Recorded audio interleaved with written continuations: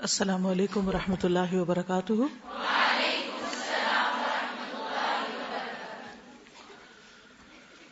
نحمده ونصلی علی رسولہ الکریم، اما بعد فاعوذ باللہ من الشیطان الرجیم، بسم اللہ الرحمن الرحیم۔ رب اشرح لی صدری ویسر لی امری واحلل عقدۃ من لسانی یفقهوا قولی۔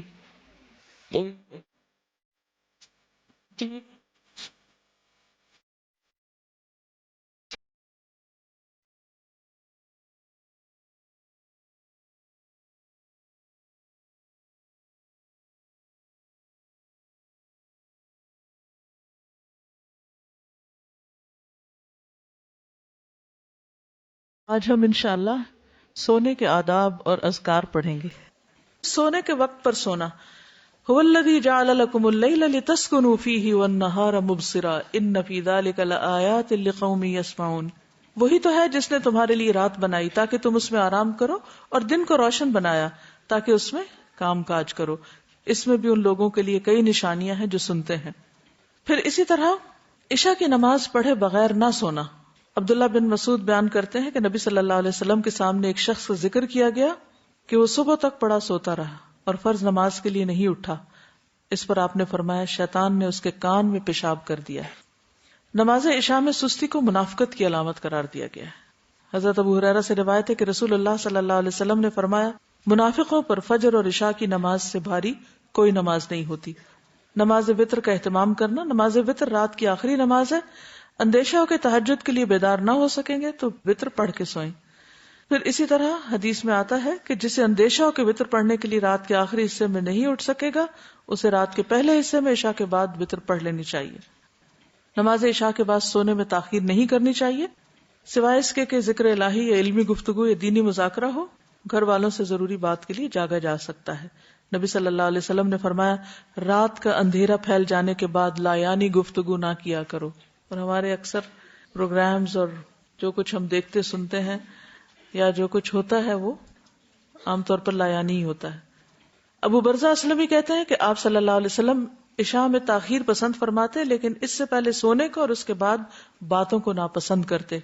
بسم اللہ پڑھ کر گھر کے دروازے بند کر دینے چاہیے، کیونکہ حدیث میں آتا ہے کہ دروازوں کو بند کر لیا کرو اور اللہ کا نام لے لیا کرو، کیونکہ شیطان بند دروازے نہیں کھولتا۔ سونے سے قبل آگ وغیرہ بجھا دینی چاہیے، خصوصاً سردی کے موسم میں گیس کے ہیٹرز وغیرہ بند کر دینے چاہیے۔ نبی صلی اللہ علیہ وسلم نے فرمایا جب سونے لگو تو گھر میں آگ کھلی نہ چھوڑو۔ آپ نے فرمایا ابن عباس سے روایت ہے کہ ایک بار ایک چوہیا چراغ کی بتی گھسیٹتی ہوئی لے آئی اور رسول اللہ صلی اللہ علیہ وسلم کے سامنے چٹائی پر ڈال دی جس پر آپ تشریف فرما تھے، اور ایک درہم کے برابر جگہ بھی جل گئی۔ تو آپ نے فرمایا جب تم سونے لگو تو اپنے چراغ بجھا دیا کرو، یعنی آگ کھلی نہیں رہنی چاہیے، کیونکہ ہو سکتا ہے کہ شیطان جو ہے وہ گھروں میں آگ لگانے کی کوشش کرے۔ شیطان اس قسم کی مخلوق کو آگے لگا لیتا ہے اور تمہارے گھروں میں آگ لگا دیتا ہے۔ نبی صلی اللہ علیہ وسلم نے فرمایا آگ دشمن ہے، اس لیے اس سے بچو۔ ابن عمر رات کو سونے سے پہلے اپنے گھر میں جہاں بھی آگ جل رہی ہوتی تھی بجھا کر سوتے تھے۔ ایسی جگہ سونے سے پرہیز کرنا چاہیے جہاں تازہ ہوا نہ آئے۔ ایسی چھت پہ نہیں سونا چاہیے جہاں منڈیر نہ ہو۔ رسول اللہ صلی اللہ علیہ وسلم نے فرمایا جو شخص کسی ایسی چھت پہ سوئے جس کے گرد کوئی منڈیر یعنی دیوار وغیرہ نہ ہو تو اس سے ذمہ اٹھ گیا، یعنی وہ اٹھ کے بازلوں کو چلنے کی عادت ہوتی ہے اور چھت سے نیچے جا گرا مر گیا تو پھر اس کا اپنا قصور ہے۔ پھر اسی طرح تنہا گھر میں نہیں سونا چاہیے، بالکل آل الون۔ ابن عمر سے مروی ہے کہ نبی صلی اللہ علیہ وسلم نے تنہا رات گزارنے سے منع فرمایا ہے۔ کچھ بھی ہو سکتا ہے رات کو انسان کو، تو کوئی نہ کوئی آس پاس ہونا چاہیے۔ براء بن عازب کہتے ہیں کہ نبی صلی اللہ علیہ وسلم نے فرمایا جب تم رات کو بستر پر لیٹو تو نماز کی طرح وضو کر لیا کرو، یعنی سونے سے پہلے وضو کر کے سونا چاہیے، کیونکہ اس کے بارے میں آتا ہے کہ جو شخص باوضو رات کو سوتا ہے اس کے بستر میں فرشتہ رات گزارتا ہے۔ جب بھی وہ رات کی کسی گھڑی میں نیند سے بیدار ہوتا ہے فرشتہ کہتا ہے اللہ اپنے فلاں بندے کو معاف کر دے، اس لیے کہ وہ باوضو سویا۔ ساری رات فرشتے دعائیں کرتے رہتے ہیں۔ حدیث میں آتا ہے جو مسلمان باوضو ہو کر اللہ کا ذکر کرے اور ذکر کرتے ہوئے سو جائے، پھر رات کے کسی حصے میں اس کی آنکھ کھل جائے اور وہ اللہ سے دنیا اور آخرت کی خیر مانگے تو اللہ تعالیٰ اس کو عطا فرما دے گا، یعنی دعائیں بھی قبول ہوتی ہیں ایسے شخص کی۔ پھر وضو کا پانی اور مسواک تیار کر کے سونا چاہیے، کیونکہ صبح اٹھ کے انسان کو ایسی سستی ہوتی ہے کہ اگر اس وقت مسواک جگہ پہ نہیں رکھا ہو تو پھر ملتا ہی نہیں۔ سعد بن ہشام سے روایت ہے کہ ام المومنین سیدہ عائشہ رضی اللہ تعالی عنہا نے رسول اللہ صلی اللہ علیہ وسلم کے وطر کے متعلق بیان کرتے ہوئے بتایا، ہم آپ کے لیے مسواک اور وضو کا پانی تیار کر کے رکھ دیتے تھے۔ تو آج کل یہ ہے کہ سونے سے قبل رات ٹینکی وغیرہ کا پانی چیک کر کے سوئیں، تاکہ ایسا نہ ہو کہ صبح کے وقت بجلی بھی گئی ہوئی ہو اور پانی بھی نہ ہو اور نماز میں تاخیر ہو جائے، تو ایسا نہ ہو۔ نبی صلی اللہ علیہ وسلم کے پاس سوتے وقت بھی مسواک ہوتی، جب آپ بیدار ہوتے تو سب سے پہلے مسواک کرتے۔ پھر اسی طرح سوتے وقت سرما بھی لگایا جا سکتا ہے۔ حدیث میں آتا ہے کہ سوتے وقت عصمت سرما ضروری سمجھ لو، کیونکہ یہ نظر کو تیز کرتا ہے اور بالوں کو اگاتا ہے۔ رسول اللہ صلی اللہ علیہ وسلم کے پاس ایک سرما دانی تھی جس سے آپ سوتے وقت ہر آنکھ میں 3 بار سرما لگاتے تھے۔ ابو ہریرہ سے روایت ہے رسول اللہ صلی اللہ علیہ وسلم نے فرمایا کہ جب تم میں سے کوئی بستر پہ جائے تو اپنے تہبند کا کونا پکڑے اور اس سے اپنا بستر جھاڑے، یعنی بستر جھاڑ کے لیٹے، بسم اللہ پڑھے، کیونکہ وہ نہیں جانتا کہ اس کے بعد اس کے بستر پر کون آیا۔ یعنی دن میں اب آپ یہاں ہیں، جیسے ادھر ادھر کام کر رہے ہیں تو آپ کو نہیں پتا بستر پہ کیا چیز چڑھ کے سو رہی ہے، تو جب سونے لگے تو ایک دفعہ بستر کو جھاڑ لیں۔ نبی صلی اللہ علیہ وسلم نے فرمایا جب تم میں سے کوئی شخص بستر پر لیٹے تو پہلے اپنا بستر اپنے ازار کے کنارے سے جھاڑ لے، کیونکہ وہ نہیں جانتا کہ اس کی بے خبری میں کیا چیز اس پر آ گئی۔ آپ صلی اللہ علیہ وسلم نے فرمایا جو شخص اپنے بستر پر جانے لگے تو اسے چاہیے کہ وہ اپنے کپڑے کے کنارے سے اسے 3 مرتبہ جھاڑ لے، یعنی اپنا دوپٹہ لے کے یا کسی بھی چیز سے اس کو اچھی طرح جھاڑ لیں، یا ویسے ہاتھ سے بھی جھاڑ سکتے ہیں۔ پھر یہ کہ زیادہ آرام دہ بستر نہ استعمال کریں۔ حضرت عائشہ فرماتی ہے کہ رسول اللہ صلی اللہ علیہ وسلم کا بستر چمڑے کا تھا اور اس میں کھجور کی چھال بھری ہوئی تھی۔ جب آپ سونے کا ارادہ کریں تو گھر میں جو بھی بتیاں یا روشنی وغیرہ ہے اس کو بجھا دیں۔ جابر روایت کرتے ہیں کہ رسول اللہ صلی اللہ علیہ وسلم نے فرمایا رات کو جب سونے لگو تو چراغ بجھا دیا کرو۔ کیوں؟ ایک وجہ تو یہ ہے کہ چوہیا تیل میں سے وہ بتی نکال کے جلتی آگ کہیں اور جا کے پھینک دے تو گھر جل سکتا ہے۔ ایک اور ریزن بھی ہو سکتی ہے روشنی گل کرنے کی، انرجی سیو کرنے کے علاوہ اس میں ہیلتھ کا ایک بہت اہم نقطہ چھپا ہوا ہے۔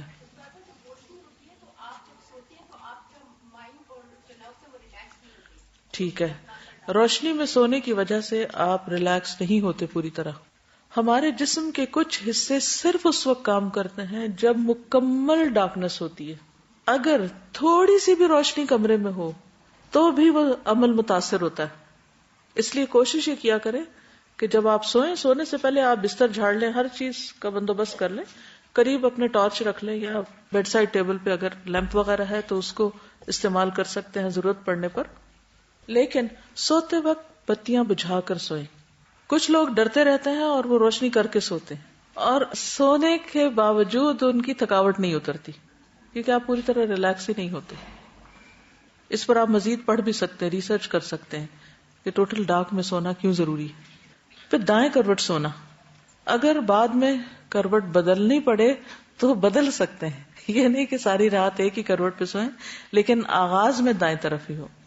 رسول اللہ صلی اللہ علیہ وسلم نے برا بن عازب کو نصیحت کی جب تم سونے کے لیے اپنے بستر پر آؤ تو نماز جیسا وضو کرو اور اپنے دائیں پہلو پر لیٹ جاؤ۔ ابو قتادہ کہتے ہیں کہ جب رسول اللہ صلی اللہ علیہ وسلم دوران سفر رات کے وقت پڑاؤ کرتے تو اپنی دائیں کروٹ لیٹتے، اور اگر صبح سے کچھ دیر پہلے پڑاؤ کرتے تو اپنے بازو کو کھڑا کرتے اور ہتھیلی پر اپنا چہرہ رکھتے، نہیں نیچے رکھ کے نہیں سوتے بلکہ بازو کھڑا کر کے سوتے۔ کیوں؟ تاکہ زیادہ گہری نیند نہ سو جائیں، نماز کے لیے اٹھ سکیں۔ دایاں ہاتھ رخسار کے نیچے رکھنا، یعنی سوتے وقت نہ صرف یہ کہ دائیں کروٹ ہو بلکہ دایاں ہاتھ دائیں گال کے نیچے ہو۔ سیدنا حذیفہ نے فرمایا کہ رسول اللہ صلی اللہ علیہ وسلم جب رات کو بستر پر لیٹتے تو اپنا ہاتھ رخسار کے نیچے رکھتے تھے۔ سیدہ حفصہ کہتی ہے کہ رسول اللہ صلی اللہ علیہ وسلم جب سونے کا ارادہ فرماتے تو اپنا دایاں ہاتھ رخسار کے نیچے رکھ لیتے، پھر 3 مرتبہ فرماتے اللہم قنی عذابک یوم تبعث عبادک، اے اللہ مجھے اپنے عذاب سے بچا لینا جس دن تو اپنے بندوں کو اٹھائے گا، یعنی قیامت کے دن۔ تجربات سے یہ بات پتہ چلتی ہے کہ دائیں ہتھیلی اور رخسار کے ملنے سے، یعنی دائیں ہتھیلی اور رخسار یعنی 2 جگہوں کے ملنے سے دماغ کا دایاں حصہ متحرک ہو جاتا ہے۔ اس طرح دوران خون تحریک کا سلسلہ شروع ہو جاتا ہے، یعنی سرکولیشن بہتر ہوتی ہے۔ اس عمل کے دوران زائد اور مضر چربی LDL وہ زائل ہو جاتی ہے، جس سے اعصاب پرسکون ہوتے ہیں اور نیند بھی پرسکون ہوتی۔ تو ہر چیز میں ایک حکمت ہے، لیکن ہم اس سے بڑھ کر سنت کی پیروی کریں گے۔ پھر پیٹ کے بل الٹا ہو کر نہ لیٹیں، ابو ہریرہ رضی اللہ عنہ سے روایت ہے کہ رسول اللہ صلی اللہ علیہ وسلم نے ایک آدمی کو پیٹ کے بل لیٹے ہوئے دیکھا تو فرمایا اس طرح پیٹ کے بل لیٹنا اللہ تعالیٰ کو پسند نہیں۔ ابو ذر رضی اللہ عنہ سے روایت ہے کہ میں پیٹ کے بل لیٹا ہوا تھا، نبی صلی اللہ علیہ وسلم میرے پاس سے گزرے، مجھے قدم مبارک سے ٹھوکا دیا اور فرمایا اے پیارے جنیدب، یہ اہل جہنم کے لیٹنے کا انداز ہے، یعنی ایسے مت لیٹو۔ منہ لپیٹ کر نہ سونا، کچھ لوگ رضائی کے اندر منہ رکھ کے سوتے ہیں، اس سے کیا نقصان ہوتا ہے؟ آکسیجن نہیں ملتی اور کاربن ڈائی آکسائڈ ہی انہیل کرتے رہتے ہیں بار بار۔ اب ساری رات اگر یہی کام کریں گے تو صبح فریش کیسے اٹھیں گے؟ پھر اللہ کا ذکر کرنا، نبی صلی اللہ علیہ وسلم نے فرمایا جو آدمی اپنے بستر پر آئے لیکن اللہ کا ذکر نہ کرے وہ بھی اس کے لیے باعث حسرت ہوگا، یعنی بستر اس کے خلاف گواہی دے گا۔ عبداللہ بن مسعود کہتے ہیں کہ اللہ کا ذکر کرتے وقت نیند کا آنا شیطان کی طرف سے ہے، یعنی اللہ کے ذکر کے دوران سونا شیطان کی طرف سے۔ اگر چاہو تجربہ کر کے دیکھ لو، اور جب تم میں سے کوئی سونے کا ارادہ کرے تو اللہ تعالیٰ کا ذکر کرے۔ تسبیحات فاطمہ پڑھنا یہ ہر تھکاوٹ کا علاج بھی ہے۔ سیدنا علی سے روایت ہے کہ فاطمہ رضی اللہ تعالیٰ عنہا کے ہاتھوں میں چکی پیسنے کی وجہ سے تکلیف ہو گئی، گٹھے پڑ گئے، تو وہ اس کی شکایت لے کر نبی صلی اللہ علیہ وسلم کی خدمت میں حاضر ہوئی، کیونکہ انہیں پتا چلا تھا کہ آپ کے پاس کچھ غلام آئے ہیں، لیکن ان کی ملاقات نبی صلی اللہ علیہ وسلم سے نہ ہو سکی۔ اس لیے حضرت فاطمہ نے حضرت عائشہ سے اس بات کا ذکر کیا۔ جب آپ گھر تشریف لائے تو حضرت عائشہ نے اس کا تذکرہ کیا۔ حضرت علی بیان کرتے ہیں پھر آپ ہمارے ہاں تشریف لائے، ہم اس وقت اپنے بستروں پر لیٹ چکے تھے، ہم نے اٹھنا چاہا تو آپ نے فرمایا تم دونوں لیٹے رہو، پھر آپ میرے اور فاطمہ کے درمیان بیٹھ گئے، میں نے آپ صلی اللہ علیہ وسلم کے قدموں کی ٹھنڈک اپنے پیٹ پر محسوس کی، پھر آپ نے فرمایا تم دونوں نے جو چیز مجھ سے مانگی ہے کیا میں اس سے بہتر چیز نہ دوں، کیا اس سے بہتر بات نہ بتاؤں؟ جب تم اپنے بستر پر لیٹ جاؤ تو 33 بار سبحان اللہ، 33 بار الحمدللہ اور 34 بار اللہ اکبر کہو، یہ تمہارے لیے خادم سے زیادہ بہتر ہے۔ اس میں کیا سیکھنے کی بات ہے کہ جب بچے کو مطالبہ لے کر آئے تو کیا کرنا چاہیے؟ ان کی توجہ اس سے بہتر بات کی طرف کر دینی چاہیے، یعنی اگر آپ نے کچھ نہ دینا ہو تو ایک اچھی بات ہی بتا دیں۔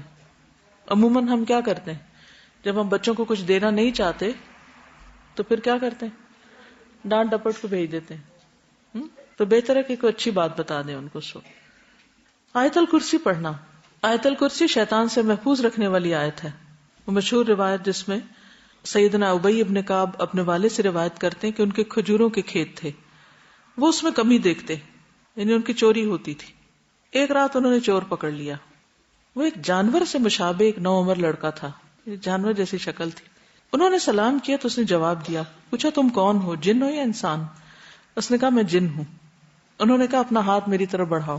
اس نے اپنا ہاتھ بڑھایا، اس کا ہاتھ کتے کے ہاتھ کی طرح تھا، بال کتے کے بال کی طرح تھے۔ انہوں نے پوچھا کیا اس طرح جنوں کی تخلیق ہوئی، یعنی ایسی شکل ہوتی ہے؟ اس نے کہا میں یہ جانتا ہوں کہ جنوں میں مجھ سے زیادہ شدید اور کوئی نہیں، یعنی یہ نہیں بتایا لیکن کہا کہ میں ایک قوی جن ہوں۔ انہوں نے کہا تم میرے پاس کیوں آئے؟ اس نے کہا مجھے خبر ملی ہے کہ تم صدقہ کرنا بہت پسند کرتے ہو، تو میں تمہارے کھانے میں سے اپنا حصہ لینے آیا ہوں۔ انہوں نے کہا کیا چیز تم سے بچا سکتی ہے؟ اس نے کہا وہ آیت جو سورۃ البقرہ میں ہے، یعنی آیت الکرسی، لفظ نہیں آیت الکرسی بولا، جو کوئی اس کو رات کے وقت پڑھے گا وہ صبح تک مجھ سے پناہ میں رہے گا، اور جو صبح اسے پڑھے گا وہ رات تک مجھ سے پناہ میں رہے گا۔ پھر جب صبح کو انہوں نے اس بات کا ذکر نبی صلی اللہ علیہ وسلم سے کیا تو آپ نے فرمایا اس خبیث نے سچ کہا۔ آپ کی تو نہیں کبھی چوری ہوئی؟ کوئی چیز کم تو نہیں ہوئی؟ عام طور پر جب کوئی چیز چوری ہو جاتی ہے یا کم ہو جاتی ہے تو ہم صرف انسانوں پر ہی شک کرتے ہیں۔ اس میں ایک احتمال یہ بھی رکھیے کہ شیاطین ہیں یا شیطانوں کے چیلے ہیں جو یہ کام کرتے ہیں، تو ان سب سے بچنے کے لیے کیا کرنا چاہیے؟ جی ہاں،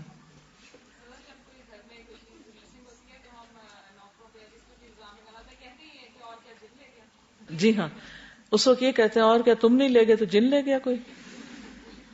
اب آپ دیکھیے کہ یہ ایک صحیح روایت ہے اور اس سے پتہ چلتا ہے کہ وہ آپ کے کھیتوں میں سے کچھ چرانے کے لیے آیا تھا۔ تو رات سوتے وقت ہم تو سو جاتے ہیں، بے ہوش ہو جاتے ہیں، ہمیں کیا خبر کہ کیا ہو رہا ہے آس پاس، تو ان چیزوں کی حفاظت اللہ ہی کرتا ہے، لہٰذا اللہ کے نام سے ہر ایک کو اللہ کی امان میں دے دینا چاہیے۔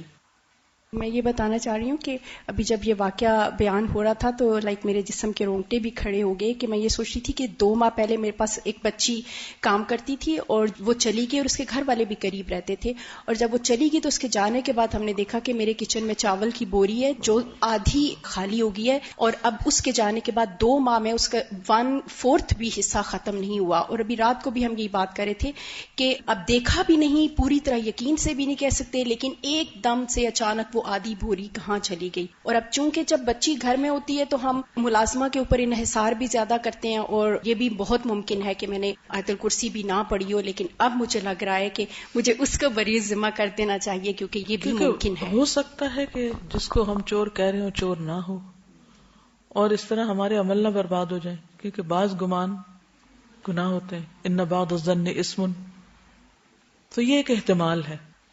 آیت الکرسی تو سب کو آتی نہیں، آتی تو یاد کر لیجئے.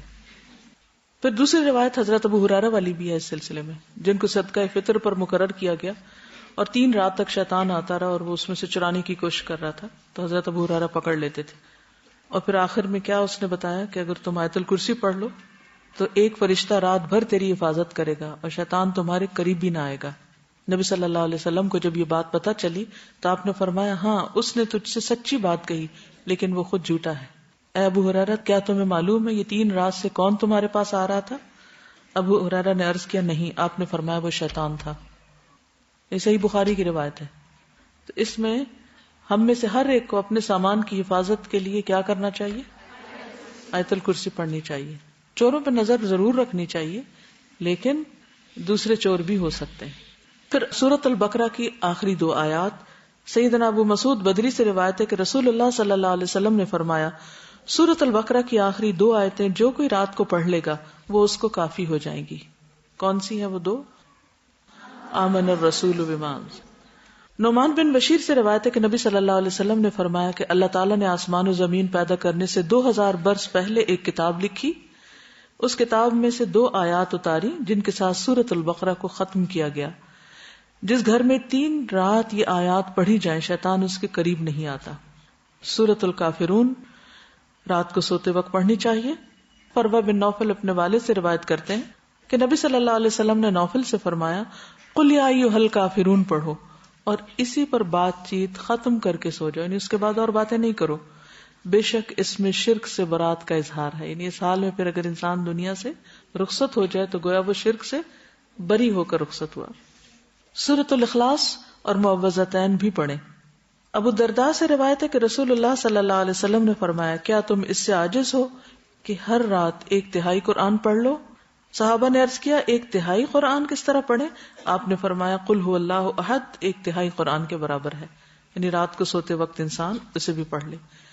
اور معوذتین جو ہے، نبی صلی اللہ علیہ وسلم جب اپنے بستر پر آرام کے لیے آتے تو روزانہ رات کو اپنے دونوں ہاتھوں کو ملا کر ان پر سورۃ الاخلاص، الفلق اور الناس پڑھ کر دم کرتے، یعنی پھونک مارتے، پھر اپنے دونوں ہاتھ اپنے پورے جسم پر پھیر لیتے تھے. ٹھیک ہے، یعنی ہاتھوں پر دم کرتے اور ہاتھ پہ پھیرتے تھے اور سر سے شروع کرتے. پہلے اپنے سر پر اور چہرے پر پھیرتے، اس کے بعد اپنے جسم پر جہاں تک آپ کا ہاتھ پہنچتا پھیر لیتے، اور یہ فعل آپ 3 مرتبہ کرتے تھے. ایک اور حدیث سے معلوم ہوتا ہے کہ نبی صلی اللہ علیہ وسلم اگر بیمار ہوتے تو حضرت عائشہ معوذتین پڑھ کر آپ کے ہاتھوں پر پھونک کر آپ کے جسم پر پھیر دیتی. اس سے یہ پتہ چلتا ہے کہ بیماری میں بھی یہ عمل جاری رہتا تھا. اب جیسے چھوٹے بچے ہوتے ہیں وہ خود نہیں پڑھ سکتے تو آپ خود اپنے اوپر بھی پھیر لیں اور ان کے اوپر بھی ہاتھ پھیر دیں. اب یہ کہ ہاتھوں پر دم کر کے وہ پھونک جب ماری جاتی ہے تو لازماً اس میں کچھ اثرات آتے ہوں گے، اسی لیے پھر وہ جسم پر پھیرنے کے لیے کہا گیا. سورۃ الملک رات کو سونے سے قبل سورۃ الملک پڑھیں.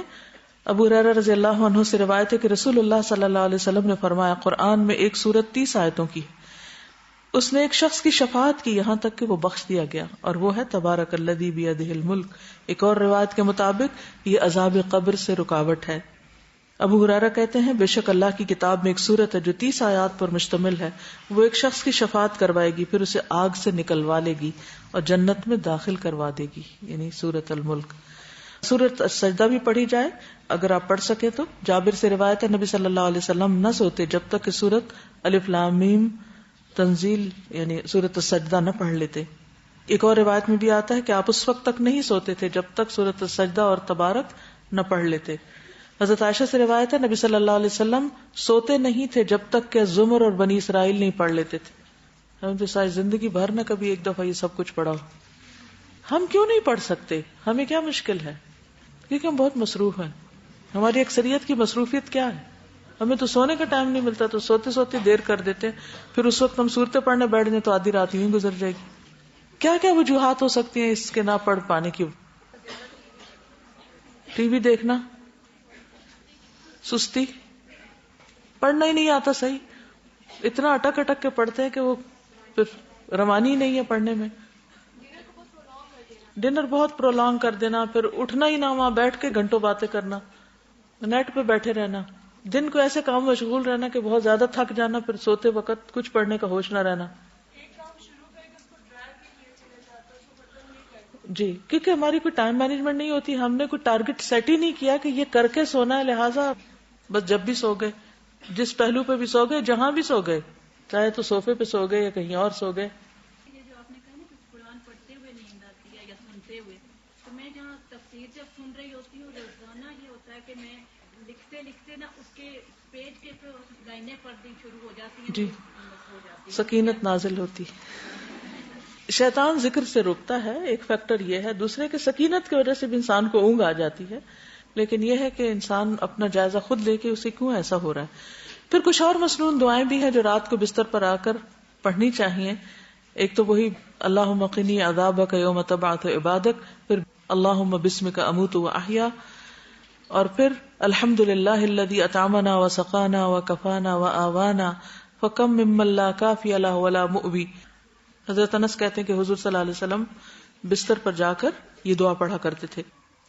ایک اور روایت میں زہیر النماری کہتے ہیں کہ آپ یہ پڑھتے تھے اللہم اغفر لی ذنبی واخسأ شیطانی وفک رہانی وثقل میزانی وجعلنی فی الندی الاعلی.